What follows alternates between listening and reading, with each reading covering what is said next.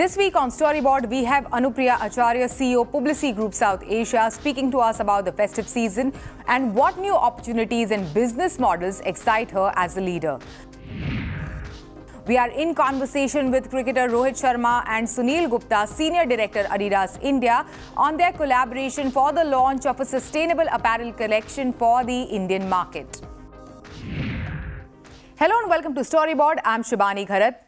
Today, we are in conversation with Anupriya Acharya, CEO, Publicis Groupe South Asia. She is speaking to us about many things, including the big PepsiCo win, what are clients spending on this festive season, will global macroeconomic factors dampen the festive mood, and what new opportunities and business models excite her as a leader.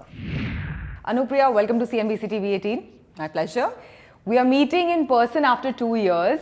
So 2 years of pandemic later, what are the emerging opportunities that interest you as a leader? Well, the pandemic has changed a lot of things. We saw the acceleration of digital adoption through the pandemic, and that has had a huge impact on all businesses, including ours. The kind of shift that we have seen is quite humongous, and that has impacted our businesses very, very positively. We were already pivoted in that direction. So we've seen more than a fair share of market share gain with that. And a lot of learning, a lot of excitement has got generated around that, and that's a great thing. The other area I think that has seen a lot of shift, quite a dramatic change, is the emergence of India as a very important player in the global scheme of things. So it became the pharmacy of the world. It has the talent advantage, and hence as people, this remote working became more easy, the India talent advantage became more apparent. We saw the birth of so many unicorns. India became the unicorn factory. So all of these things also have impacted, obviously, our business. And India has started playing a much larger role in the overall global network. As well as the kind of requirements that these new set of clients and new set of companies, the startups have of our businesses is very, very different. So it has helped us also sort of reinvent a lot of the areas that we were working on. So that's been very, very exciting. Yeah. Another thing which has shifted is the whole focus on purpose for brands. We've seen this, right? Purpose has come into sharp focus for brands, and even if you look at the 2030 global agenda for sustainable development, clearly brands will have a huge role to play over there. And we being in the communications business, I feel that this is a very exciting time for all of us to be playing our bit of role in this whole area. And last but not the least, we've spoken about talent. We can't shift from this topic without talking about talent. Yes. So we've seen like the way talent deals with organizations, the way people treat their work, the relationship that they have with work has also changed. Firstly, there are a lot of new skills which are much in demand, and there's not enough trained talent. So obviously, all organizations are having to train and recruit and train in scale. A lot of talent wants to work remotely, work in different parts. They want to work on their own terms, and talent has been one of the core focus areas for organizations like us, because it's a knowledge profession of knowledge. It's a people's business. It's a people's business. So clearly we've seen that our own strategies around talent have also really matured a lot. And it has been fun. A lot of it is like new learnings for us. And I think we've gone to another level altogether. And personally for me as well, it's been a lot of learning. Absolutely. And as we stepped out of this pandemic, and just as things started beginning to go back to normal as we used to know, Publicis Media won the mandate for PepsiCo. So how important was that win for your organization, Anupriya? Well, I think it was a testimony of sorts of many things. We are very, very excited about it, of course. So a few things I think that it underlines really. One, of course, it was an ultra competitive pitch because of the, like you said, given the scale and the size of the business and the stature of the business, right? I think anybody who could pitch was pitching for it. So obviously the best of wares were out. To have won in that, obviously sweet victory for anyone. More importantly, each of the parts were pitched separately. Each line of business had to pitch separately. So it was not an all-in-one kind of a diffuse pitch. Media was separate, creative was separate, digital was separate. And each of our lines of businesses had to pitch and win it independently. And I think that speaks volumes of the expertise that is there in each of our lines of businesses. And here, Shibani, I'd like to take this opportunity to make a very pertinent point.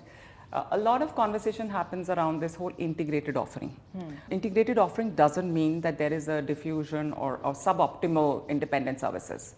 So we believe that you have to have strong independent individual services, and of course then collectively you are unbeatable. Yeah. So this was very, very significant part of the pitch for us, that we pitched, each part was pitched separately and won separately on its own merit, be it creative, be it digital, be it media. Also, the entire portfolio was consolidated. In media, any case, AORs are a norm, but in creative, you know, a lot of clients do split their businesses, but we won that entire portfolio as well. Shows the scale and the expertise and depth of knowledge. And how competitive is the pitch environment right now? So pitch scenes have always been ultra competitive, and there is no difference in that. So pitches continue to happen, but the nature of businesses and the requirement for the pitches has changed quite dramatically in the last few years.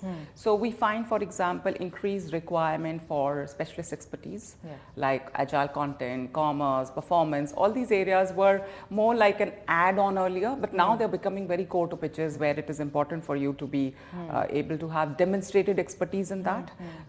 Secondly, obviously, the pitches are also quite dependent on the nature of the business of the client. So there are new app economy clients which have a very different requirement. So you need to have all of those skills. And then there are the old economy evergreen clients which are looking at, say, reimagining their business. And you need a different set of you know, sort of expertise for that. I think basically what is coming into sharp focus is expertise, scale, capabilities, but also agility. For a lot of clients, that's very important. How do they judge agility of a particular agency or a setup or a group? You can demonstrate that. Like, for example, how quickly were you able to settle your last business that you won? Right? Yeah. How quickly? So, and then you have, like, you know, we invest very heavily, for example, on operating systems.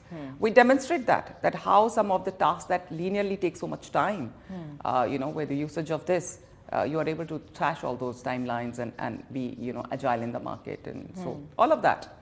The other thing that we've changed, like I've seen, which has changed over a period of time. See, all clients, all businesses are always under some sort of a cost pressure, the point you touched upon. So they are obviously looking for efficiencies. But in more recent times, I think value creation has become very important. And clients also, in the pitches, I think that is also judged. That, you know, because efficiency can lead you only to so much of, you know, so far. But if you are not fundamentally growing the business, which is what we call as value creation, if you're not fundamentally growing the business, then there is only so much. I mean, you can keep doing pitch after pitch, but the efficiency is not going to really grow your business. So I think that has become, as the market has become more competitive and tough, I think the clients have also increasingly they are shifting focus there. Why do you say it's become tough? Like, what is leading to that? So firstly, there are many more brands today as compared to a decade back, right? So there are similarly, if you look at the lines of communication, okay, it's totally disrupted with the onset of digital and what technology has done to people. And now we are again sitting on a cusp of another disruption with Web 3.0 coming in. So the thing is how, I mean, when I started my career in mid-90s, it was already like television was making big sort of, you know. So you have lived through that experience. I have lived through that. So you have learnings from there. So what are those learnings actually? So one of those, if you can share. In hindsight, I can tell you that, I mean, that time I rode the wave. And we, as part of growing up in that era, obviously, we learnt many new skills which were not there in the industry before. Okay, but in hindsight, I can say, and we apply that. I apply that, for example. So similarly, when the wave of digital came last many years back, say 5-7 years back, and now, of course, this huge adoption. One of the things that I've realized when I look at it from an outside, from a 35,000 feet, it is very important to train people very quickly. Because those skills never exist. So you have to have your plans in the pipeline. One of the big learnings that I've had, Shibani, is that, plan in advance. So a lot of times, you realize through the pandemic, there is more growth than you can chew. So it is not only about pitching and winning, it is also ensuring that you have adequate supply of talent, talent engagement, clear talent acquisition plans, because you will not grow if you are not able to, sustain. You can't take those businesses if you don't have talent to support them. Absolutely. So, I mean, these or are deliver, some, yes, or exactly deliver to how, those exactly, businesses. absolutely. Yeah. So, and delivering on clients that you have won and existing clients is extremely important because you are only as good as how well you're delivering on your clients. So we are meeting, during the festive season. Anupriya, share with us what mediums are clients interested in, invested in during this festive season?